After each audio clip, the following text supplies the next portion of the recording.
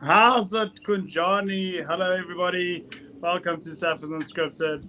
We are in episode 100 and something. We don't even care anymore. We are here to stay. Thank you for liking and subscribing. Hit that follow button, please. We love and adore you. Chaps, this weekend's Rugby Championship finally kicked off. Flippin', how exciting was that for an opener? Blockbuster Rugby. Everyone? Yeah, all good. I mean, what a weekend of rugby. It was actually really enjoyable for a change, no stress really. But yeah, I'm super happy with what we saw. I mean, obviously there's improvements that can be made, but just in a nutshell, I think we saw some very positive things come out of that game. So that's what I'm going to take out of it. Yeah, lovely weekend. Waking up early Saturday morning, got the victory, and you've got the whole Saturday just to kind of let it all simmer and really just go ahead and enjoy your day, right? So beautiful. Obviously, we always like when we play at home because it's like that build up to finally this rugby game. You've got a couple of bezas, you've got your friends and family over, you have a braai. But something about this, waking up like at 6 a.m, watching that, beautiful. Absolutely scintillating, great game of rugby. Obviously, 50% of the crowd was also South Africans. And then the game after, the All Blacks versus Argentina, history repeating itself. I mean, what a brilliant game of rugby that was. So yeah, just overall a good weekend of rugby championship. I want to start with that first game. We'll start with you, Casual. What do you think of the Argentinians beating the All Blacks after we in our previous episode said that they're probably going to get smoked and they're probably going to end up last? So firstly, Argentina, we apologize and flipping down. But Casual, what do you think of that? We have to hold our hands up, right? Because it was borderline disrespectful the way that we spoke about Argentina. And I don't think we didn't even mean it disrespectful, right? Because the previous time we saw them play was in the Rugby World Cup. Really struggled, really scraped into the semi-final and then got obliterated in that semi-final against this team that they played against now. And knowing they played at home as well. Then they played against France, lost to their B team, obviously beat them the second time around. But it was kind of like, where should the Argentinian hopes really be? Like it was only going to be beating the Wallabies. But let's not take anything away from them. I don't even think the All Blacks played badly. I think Argentina was just that good. Like they were so impressive at every facet of the game. We thought they're going to get dominated physically. Obviously, no scrums up until 60 minutes. But then when they had the scrums, they were the dominant team in the scrum. When there was mauls, they made immense gain. They had immense gain line success. Like overall, they had a never say die attitude. They stayed in the game, and they were scintillating from the get-go. Like they had New Zealand on the ropes from the start. Never let them off the hook. Yeah, Brevin, you think that now next weekend Argentina is going to get 50 put against them? What's your thoughts on that game? No, obviously, we just made a joke. Like the last time Argentina, they went and won in New Zealand. The following weekend, they followed it up with a shock of a performance, which is kind of a regular for Argentina. I find that we find them play out of their socks one week, and they're playing like one of the top 3 teams in the world. And the next weekend, they play like they belong in the 8, 9, 10 in the world, So it's just... we need to see consistency from this Argentinian side. Like I said, I truly believe they are such a good rugby championship side. But when it comes to series and World Cups, it's like they kind of have a bit of a brain fart, like if that makes sense.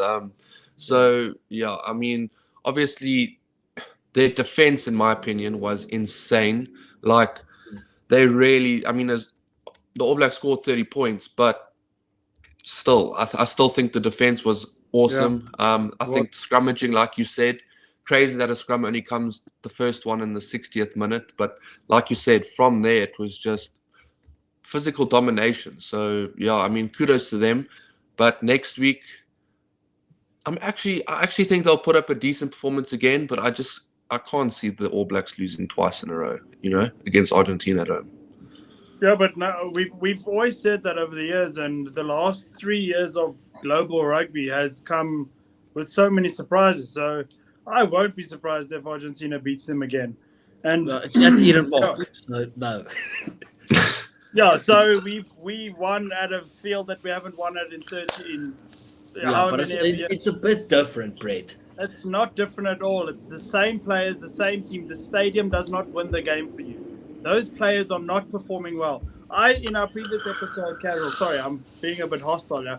Our previous episode, I said that Anton Leonard-Brown's not good enough. He was the All Blacks' best player. Yeah. And the fact that they subbed him off, that was another. I could not understand that. He broke the game line every single time. He broke the line like almost every time that he touched the ball. His defense was immense. And I'm going to say it again. Beauden Barrett should be your 10. Don't be this world-famous, brilliant coach and not see what everybody else sees, because he's actually embarrassing himself now. Beauden Barrett is your 10. He's been the best in the world for many years. Why the flip are you wasting him at fullback? Damien McKenzie is good in Super Rugby. Over here, he's not breaking the line. He's not making his tackles, which is a concern. Kremer ran through him twice, and Kremer doesn't normally do that. He's the defensive wall for Argentina. So I was a bit annoyed with that. I would go and Pereiras, the wing, that stepped the living shit out of McKenzie. Yeah, hopefully McKenzie can pick up his ankles come next week. Surely he should go back to the field and find it, right? Because he got stepped into yesterday. It was crazy. Left for dead right there. But Brett, just to add on it, right? I would actually go as far as to say that Argentina could have won that game by even more. They should have won it by more. Because I think Angus Gardner is a good ref. He was not good yesterday. At points, I was like, that guy's an All Blacks fan.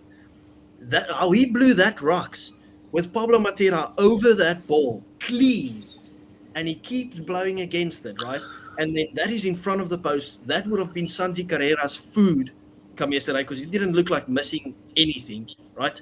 In attacking positions, they could have had so many extra points, and then it's like a get-out-of-jail-free card for the All Blacks, right? And as I said, I don't think the All Blacks played even that bad. I just think that's how good Argentina was in terms of shutting them down, in terms of their attack. Like, obviously, they had cynical handling errors and stuff, but they just got bossed out of the game with a proper Argentinian performance. Like, I take nothing away from just the fighting spirit that they showed. And Brevin, I want to go to you with this, just like a final thing. The previous time they won, you saw the emotion of what it meant to finally make history. And I saw some other people say it as well. This time just kind of feels a bit different. Like, I don't expect them to win next weekend, but like, it feels like they know they can win and they want to kick on, right? And really be competitive, like put up performances against South Africa, beat the Wallabies quite comfortably. Let's say not get blitzed 53-3 again, maybe just lose with a couple of points, but obviously push and make it a tight game. See if they can actually make history in Eden Park. What's your thoughts around that? Yeah, I completely agree. Obviously, that's what we need to see from Argentina, right? Because we know they have the potential to be one of the best teams in the world if they really just stay consistent, I mean, that side doesn't lack any talent. It doesn't lack any passion. I mean, Felipe Contepomi now in charge, you can see how much the job means to him. I mean, when they were conceding first try, the Oak looked furious. And that shows a coach that cares, a coach that really wants to make this Argentinian side something special. So I fully expect them to. I'm not going to call them to win, but I do think the All Blacks have to be wary of what's coming next week. And the thing is, I think with the thing with the All Blacks, I find is they're not that same side that had X factor all around the park. If you look at the X factor yesterday, I found that Beauden Barrett, one of the original X factor guys when they were like unstoppable, he had the X factor when he can create a kick out of breaking the line and then just bloody side booting it so that they can go and score that try. I mean, that's just X factor. Artie Surveyor being one. But the rest, it's almost like, remember these super All Blacks that we all used to be like, that team is covered in stars. You look at it now and you think, is that really the case? You kind of look at guys that they don't make you fear that team like the others used to. So, yeah, I mean, realistically, Argentina have a chance to do the double here. But, let's just leave it at that. Brett, Yeah, I feel that if the All Blacks lose next weekend, this is a downward spiral. My word, can I not even speak my own language? Because why I say that is because if they lose there, they are going to be so low in confidence. They could lose the Bledisloe Cup, and then they have to go to South Africa, play there twice, and try and win there. Imagine they lose at Eden Park, they lose the Bledisloe Cup, and they get the wooden spoon in the Rugby Championship. I mean, I wouldn't go that far, but that would be horrific. That would be the low of the low. I mean, a big glaring issue was obviously yesterday, the amount of open seats in Wellington. Like, obviously, we know they have a bad record in Wellington at the moment. I think it's 1 in the last 7. That's ridiculous for the mighty All Blacks. And I'm trying not to be too hard on them, right? Because obviously they've had world dominance, but you have to keep them to standards. Like, this is unacceptable. If I was an All Blacks fan, I would be furious. And the fact that you only fill 25,000 people in like a 35-seater stadium, that would sound to the Argentinian team like there is no atmosphere there. Like, there's no crowd backing up New Zealand or anything there. So, I mean, I don't see them losing the Bledisloe, because obviously we'll talk about the Wallabies in a second. Yeah. But the scary thing is the honeymoon phase is over. Like, that phase where they had the couple of weeks before England played matches, and you could kind of write it off to say, listen, okay, maybe they still need time. It's still a new squad and stuff. Well, the time is here that you guys have been preparing for a long time, right? Like, you guys had your training camps, you had warm-up matches, you had all those things, and now it's time to start picking up. And obviously the system won't work fluently. Like, Rassie took some time, but let's not act like New Zealand were in a bad spot before this. They've still got all their good players. They still got to the World Cup final. They still have that team chemistry. What is going on? Like, that did not look good. And they have this alleged world phenomenon coach that's going to come and revolutionize world rugby.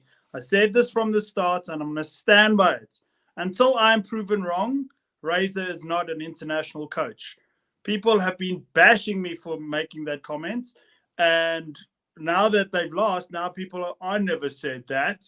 Yeah, so I'm standing by that until he can prove me wrong. I'd like him to prove me wrong. I'm not, no disrespect to him. I would like him to prove me wrong, because we have a mutual respect, South Africa and New Zealand, and we want them to do well, as do they want us to do well. So, yeah, it's not bashing him. It's just my thoughts. Yeah. For this rivalry, you need both teams to be elite. You want both teams to be world dominant. And you just kind of don't get that vibe at the moment, like, from them. Obviously, that can obviously change, and we want that to change. We want that thing where it's not a foregone conclusion who's going to win. And obviously it's not now, but it's not looking the best. Brevin, did you want to add anything before we move on to the other game? Just lastly, it's a bit early to kind of worry about the All Blacks, okay? I mean, there are worrying signs. For example, that England game, I don't think they were the All Blacks we know. Both games against Argentina obviously didn't go the way they wanted. So there are signs, but at the same time, it's the All Blacks. I mean, I've seen a Springbok side go from losing 57-0 to the All Blacks, and about a month later or 3 weeks later, they went and lost by 1 point in Cape Town. So I do think, obviously, that's different circumstances, but I just think Bledisloe Cup, I think, look, I'm not going to say that's going to... I still think they'll do the double. I think, like we said, we'll talk about Australia now. But, yeah, and I still would worry about them coming to South Africa. Okay, I'm not saying you must treat them like the the best in the world or whatever, but they are the All Blacks, you know, and coming to South Africa versus All Black game, anything can happen, and we can't, just like next week when we play the Wallabies again, we can't take our foot off the pedal. So anyway, let's just lead into that now, since we're talking about South Africa. Yeah, guys, what was your thoughts on that performance? Like, mixed emotions, casual? Brevin, you take us away. Tell us Sorry. what you thought of the game. Yeah, it was good. I saw a lot of positives. Nothing. Obviously, there were a lot of chances that went to waste, and that to some people is worrying. But at the same time, I always find that when you play games that is very open, you have a lot of chances. You tend to miss a lot of chances because there are so many, if that makes sense. So that is something to work on. But I think the creativity, let's put it that way, with the lineouts, making Cheslin put into the scrum, have Quibus line up behind Sasha, put Jesse on the wing off a scrum, like it's just innovation, you know, it's doing something different. Now, whether people think that's against the spirit of the game, that's fine by me, because I really enjoy what we're doing at the moment. Brevan, sorry to interrupt. How long do you think it will take before we see a rule change that you can't have two line-out jumpers that throw the ball to each other to set up another maul? I'll give it 2 weeks. Okay. By next week, gone. Yeah. It's either that or right before the autumn nations. So it will be then, because you can't change rules mid-competition. Yeah, fair enough. That's the rules. Oh, yeah, fair enough. Yes. I think there would be outcry if this happened to a Northern Hemisphere team. Like, they would be crying about it. Like, how are you supposed to defend that? Oh, why didn't you think about doing that in the first place? Right? Yeah, on that one, sorry, Brevin, you can carry on now, but on that one, I would like to have seen the ball go from the back to the front, down to the middle with the Quibus Rhinoffs cutting through the middle. Oh, maybe that is a variation, Brett. You know, you can't say stuff like this. You are giving away tips and tricks, just like you gave away how Argentina can actually win with the pillar. And you didn't. Do not do that again, because Rusty watches this stuff. You know Rusty watches this stuff, and now he's looking at this and he's like, "Fucking hell, Brett, what are you doing? You're trying to ruin this." Yeah. When that happened in the game, I thought, I wonder if Casual remembered what I said about the pillars being open, and Argentina exposed them the whole time. Yes, yeah. I love it. Yeah. Okay, anyway, no, I was basically done with what I was going to say, but I think just closing off with what I was alluding to is just, I think we're on a very good path. Like, just briefly, from what I saw with Sasha, I mean, guys, I don't want to see the guy leave that 10 jersey. Please, like, don't take him, or I don't care if we're playing against Europe. I mean, make it, I don't know. Trevor, I was laughing Kenya, so much at your message when you came through and he's like, how did we get so lucky? I mean, it's true, though. What did we do to deserve this? Well, I'll tell you, we sat for years with Elton Yankees. That's what we did to deserve this. Okay, we deserve a bit of this.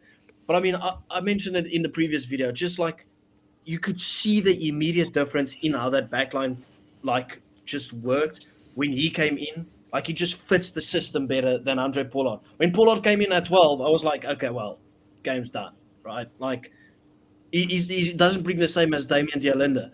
And I thought, okay, well, sure, fine, you can bring on Andre for Sasha. The game's kind of done at that point.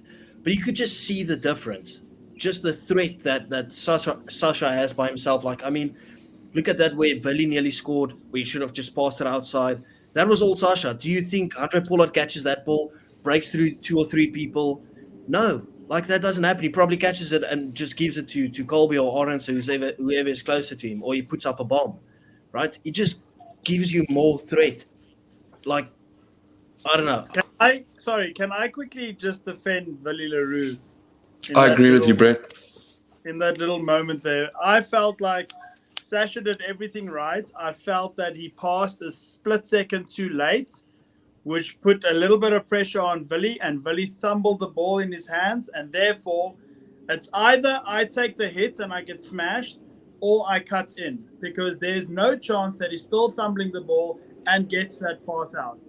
And for me as a backline player, I knew exactly what was happening. I said to myself, no chance he's getting that ball out. I even called it before the replay came on. I said, guys, he just fumbled the ball. There's no chance he's passing that.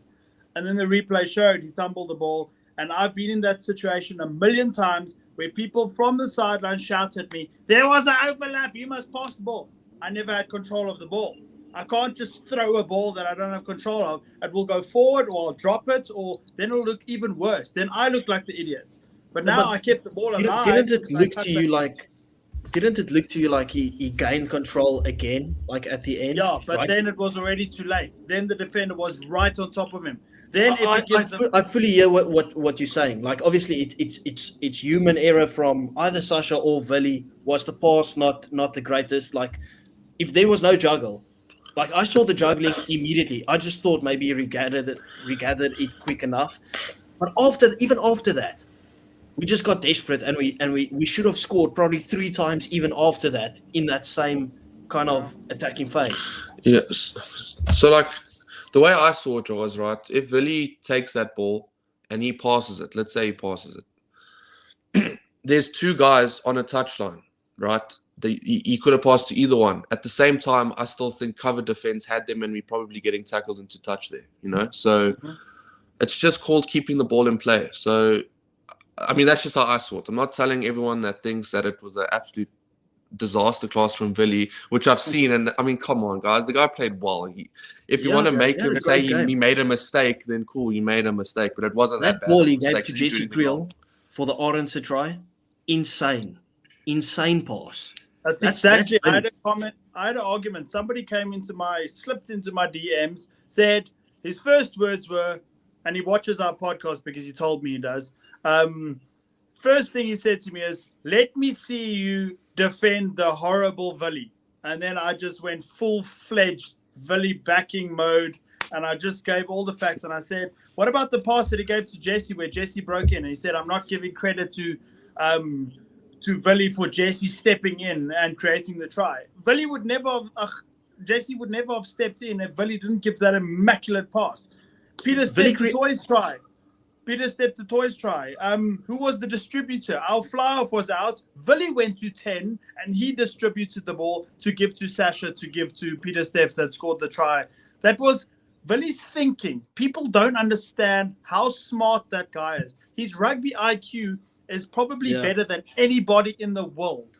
I do not see how people still underrate Vili like that. Like, seriously, I know people talk a lot about seeing Fussy and stuff, and we're not going to talk about whether Fussy is bad or not. Obviously, Brett has his opinions about Fussy, but like, obviously, who's likelier to get a line break? Fussy. He's got more flair in terms of that, or run meters and stuff.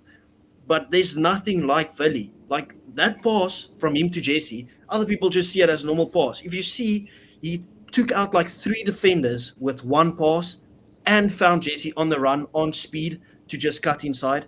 Like, that whole thing is because of Vili. Obviously, there was brilliance from Jesse. We're not taking that away from Jesse.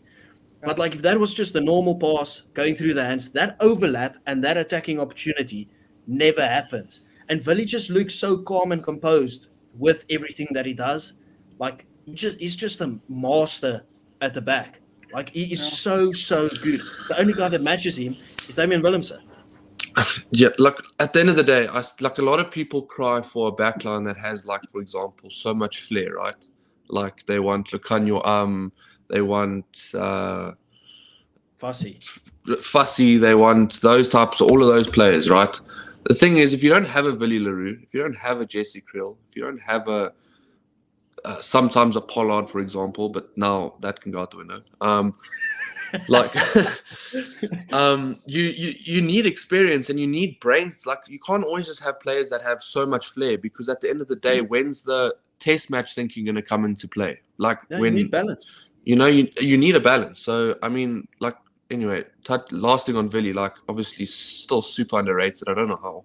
But yeah, I mean, gents, looking at the scrum dominance, right? Was that a surprise to you at all? Because that dominance was next level. Boys, my man of the match, if he could just play longer, I know Peter Steff had a standout performance, right? Easy man of the match. But this guy has just raised his game so much. Like coming from the bench, usually now starting. Oxen Che was so good for me yesterday. And I'm talking about, he did the Salman Murat good game, pop pass, right? But just so many times better. How many times was he found randomly in the back line and just gave the final pass for that overlap to take place? He carried the ball well. He absolutely blitzed them in the scrum. Like, Oxen Che is scary at scrum time. Don't take it away from Malarba. Hey? No, he had a 9 out of 10 as well. But I'm just focusing on Orcs. I'm giving Orcs his flowers now. Okay? Yeah, Malarba is a constant. Malarba always. But I want to give Orcs his flowers this time. Anyway, but yeah. Scrum dominant. Hug. I think he's a good hugger. Yeah. I'm a bit of a fan. I'm a little bit of a fan. But yeah, Brett, in the forward pack, who really stood out for you? Like, who do you, other than, okay, you're going to say Peter Steff because, my goodness, the Oak can play. Put him at prop for goodness sake, and he'll probably do a job. I felt like Yebben's carrying was good. Obviously, his lineouts and his scrums are always good, but his carrying was good. I did feel like at some points there was an offload to be made where he tried to run through a player. Same with Peter Steff. I felt like if you just looked around, but I think people don't even call because they just want to see the man run. But yeah, I was very confused with the whole Bongi Marks sub thing there. That was a bit weird for me. And Marks' yellow card. But I must say, Sia Kulisi, he's stepping up. I saw a tweet where somebody said, oh, look, another performance of Sia not being fat and overweight and underwhelming. Yeah, I think that he looks like he's having so much fun. Like he's just having. He knows this is where he belongs. That's kind of it. But one of my standouts and a person that knows his position is under threat, Ulrich Lowe carried extremely well. He carried well, but I'm also going to say some negatives about Ulrich Lowe. He caused a lot of turnovers against us because he'd run to the ruck and he'd stand. He didn't counter ruck. And that, I think it was 3 occasions where I pointed it out, where I said, guys, Ulrich really needs to clean there. He can't just stand there and be the defender. He needs to go crazy. That's my only negative about it. Other than that, he carried like a beast. I think he hurt a lot. What is a standout stat that I actually heard about this morning? Like, we had nearly all the ball, especially in the first half. Yet Sasha, who finds himself in the 10, usually a 10 doesn't defend in the line. Like a lot of times they're at the back, like Andre or whatever. Sasha, as a 10, made 10 tackles yesterday, which is a lot. That is a lot. There was a phase of play. Literally, it was on our try line, or just before our try line. I think it was mid 22 to try line, whatever. He makes a tackle on, I think it was on Valentini. Now that is a hard carrying 6. He gets up and makes a tackle on one of the locks. Like, that is the work rate Rusty looks for. Like, and as a 10 to have that ability to still tackle a hard running flank, get up, and then you have to tackle a lock at a 10. I mean, it's just my biggest moment on defense. Sorry, on that topic, you can carry on now.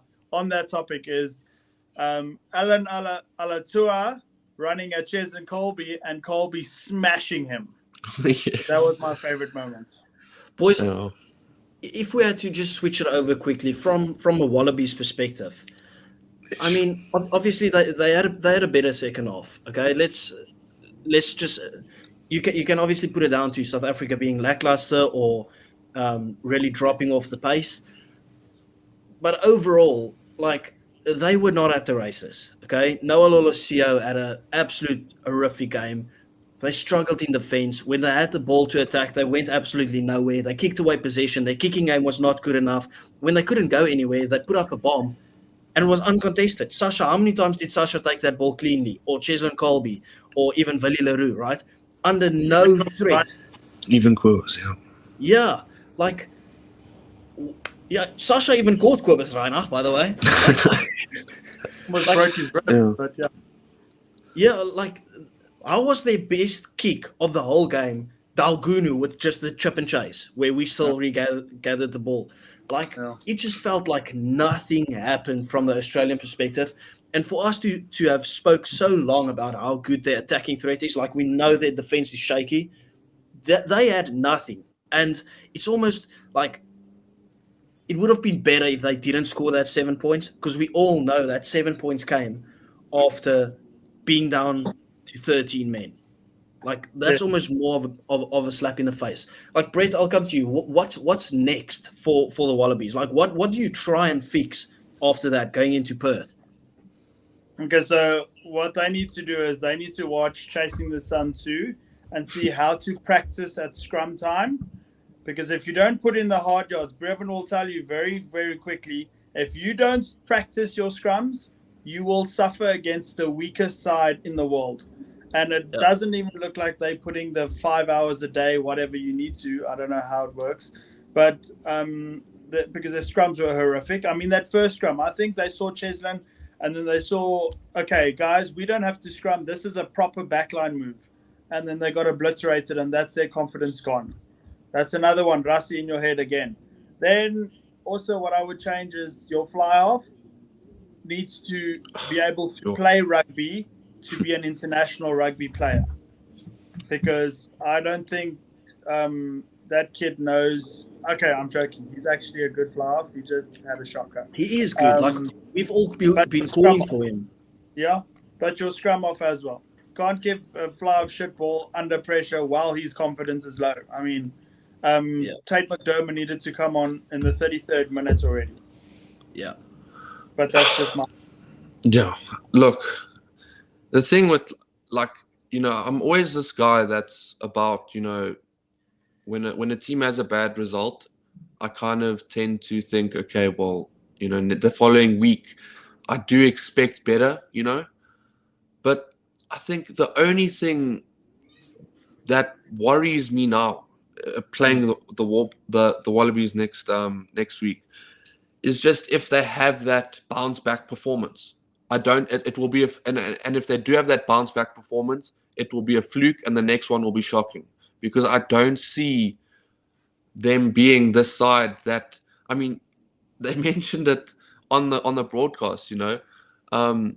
Next year they have the British and Irish Lions coming to them.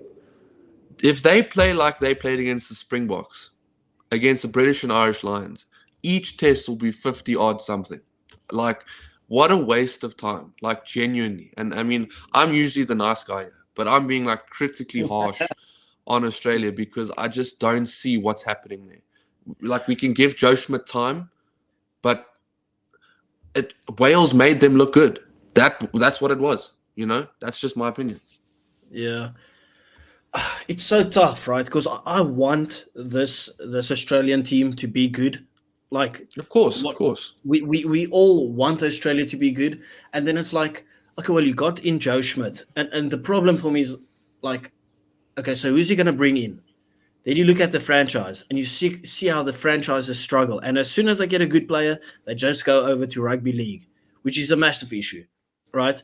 Yeah. And then I'm just like, wait, how do you try and fix it? Because I still don't believe they will be as bad if they can somehow, out of these players that they have now, pull off some insane progress and really start challenging bigger teams. Like, if they can somehow go back and challenge South Africa in the next one, put up good performances against the struggling All Blacks team, if they can beat Argentina twice, which does not look likely at all, if they can have a good Autumn Nations tour, like, then there's something to work towards, right?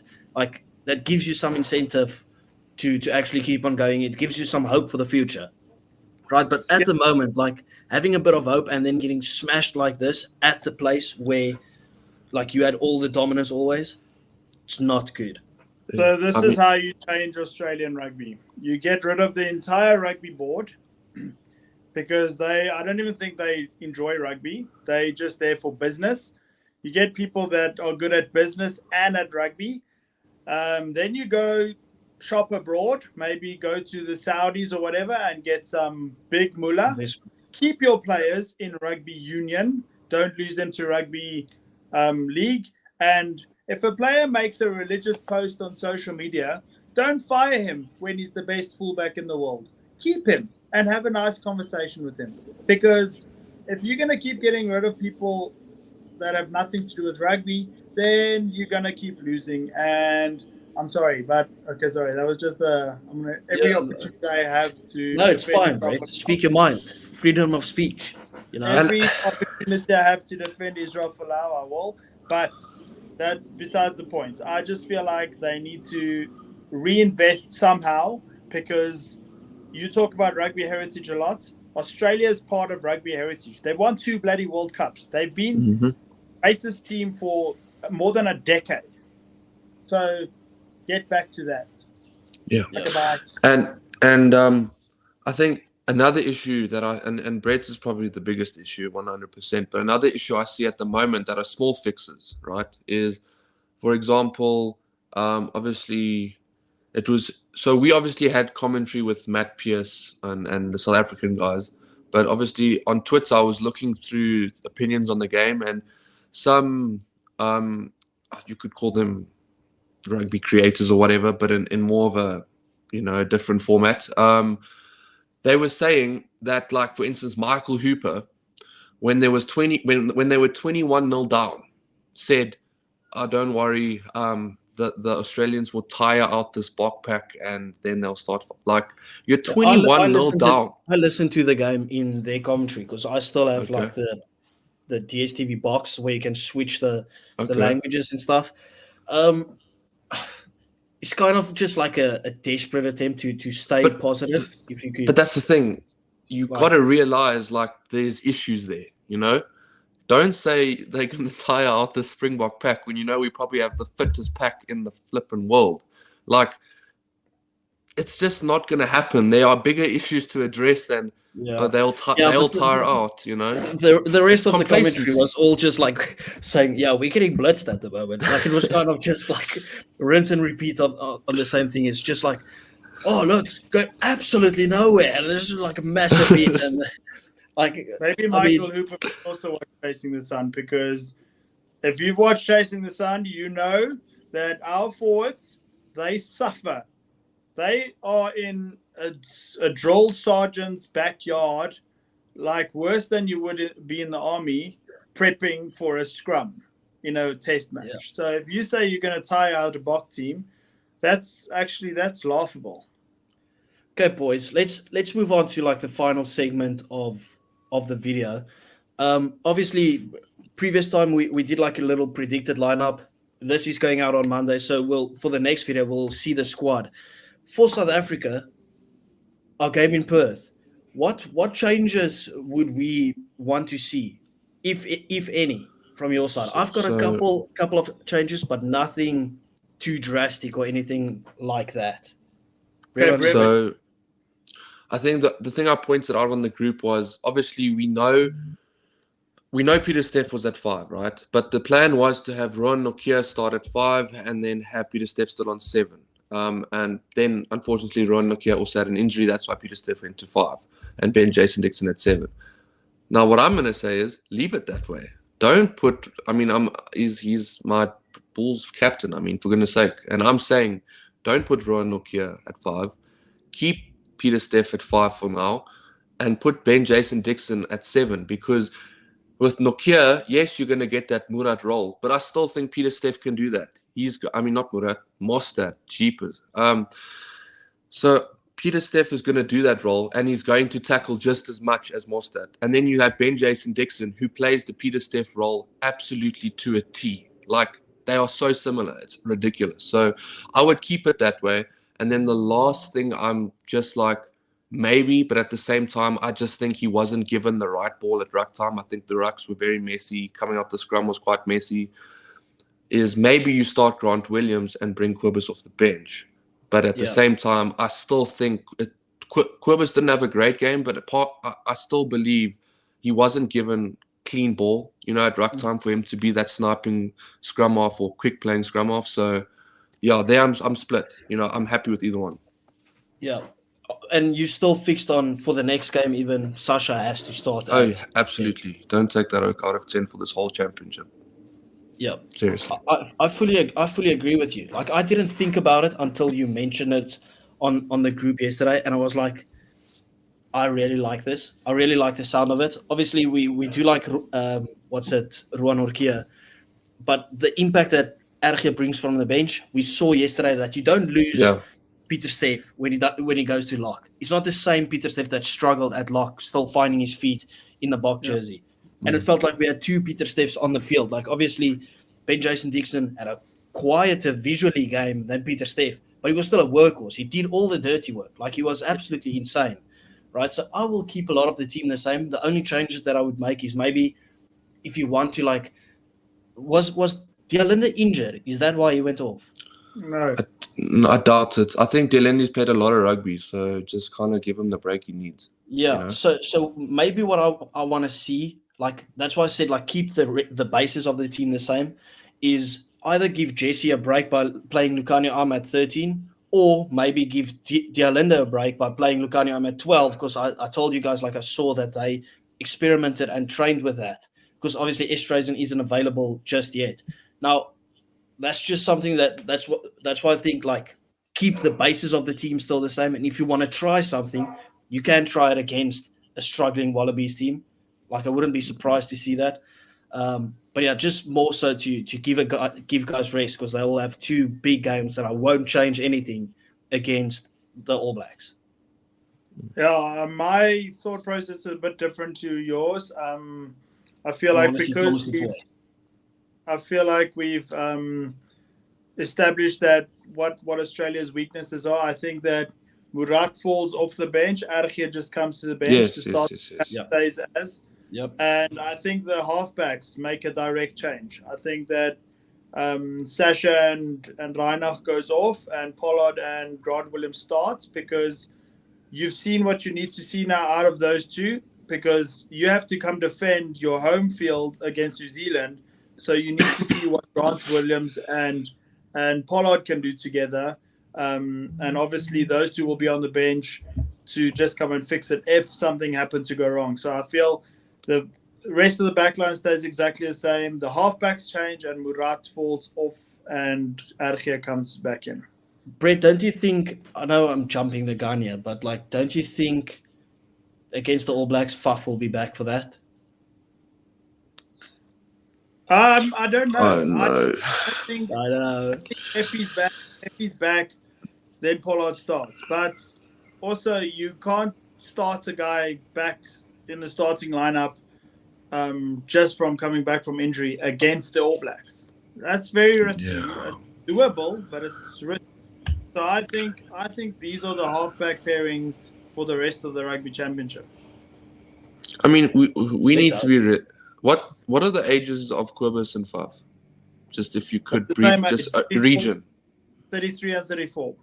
Okay. Realistically, they can be an impact off the bench in 2027, but I do not see them either. Exactly. I just think that if Faf comes back, the most he can get is off the bench, and even then, he's not great off the bench. Like, that's just my opinion. Can I tell you the way that I see it, Brevan? Wait, continue. You finish first, and then I'll go. Yeah, just brief. Like, I think Grant. I mean, I'm happy to give Kobus the starting role for this year, or let's say till November. I don't know, whatever it is. But at some point, Grant or More van der Berg or whoever it is needs to be given that starting role and hold it. That's just my opinion. So I'm very in line with what you're saying. Like, I love the fact that at the moment, because Grant hasn't started. Grant started one game, did he? And I think he got knocked out of it. Yeah. Yeah. So I would start Grant, or have him on the bench with the experience scrum of like a Reinach, or if you want to Faf. My opinion, not Faf. Okay, he doesn't come close to it. But I would do that for, let's say, the next year. For this Rugby Championship until the end of the year, maybe even next year. But then I would start Grant most of the time, get him used to, like, you are the 9. You and Sasha, that's the combination. and then say, okay, Reinach, Faf, listen, you guys have been great service to us, but it is time for us to move on, right? So now Grant has got that experience, and then you say, okay, Morne van den Berg, you are on the bench, right? So now then you have Grant Williams with more international experience. He's played there, started the games for about 2 years leading up to a World Cup. And then you have Morne van den Berg to give him experience as well leading into the next World Cup. That is just the way that I would do it, like a mixture of experience and talent at the start. And then you have to move on at some point. I thought we were predicting next week's game, not the next 7 years' games. Okay. Yeah, sorry. Okay, but speaking of next week, let's just touch on this point quickly. I know it's getting a bit long, but this is quite an interesting topic, I think. The people are here to watch. It's entertaining. Oh, cool. Malcolm Marx and Bongi, right? So the word is that Bongi was taken off in the 27th minute, I think it was, or whatever it was. It was tactical. It wasn't injury, and we saw Bongi warming up when Malcolm came off and they had to have a hooker, blah, blah, blah. So it wasn't an injury. Was this why? What do you think? Do you think that's Rassie just being Rassie, and like instead of bringing Malcolm on at 50 minutes, bring him on at 30 minutes, but you make him seem as the bench player, but he's actually the starter if you think of it, like just in a reversed role. Do you get what I'm saying? Do you think it was just one of those Rassie things, or would you like to see Malcolm start? I don't know. I thought he was genuinely injured because he was holding his knee, right? Yes, that was me too. I thought that because he held his knee like properly like this, and then I think maybe Rassie just thought, okay, and then he showed sharp to the guy. Then I think Rassie said, okay, maybe this is our chance. Let's make a tactical whatever. So we do save his knee, which we know is very weak. And then it was worked out. I think it just honestly worked out for us.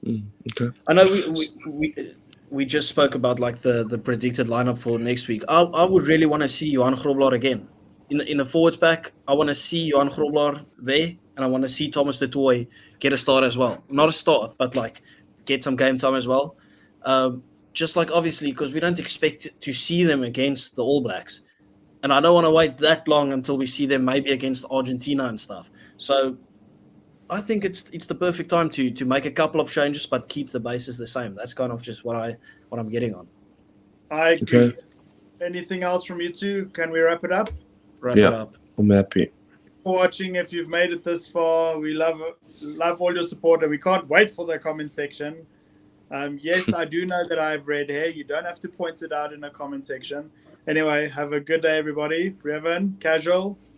Bye. Goodbye.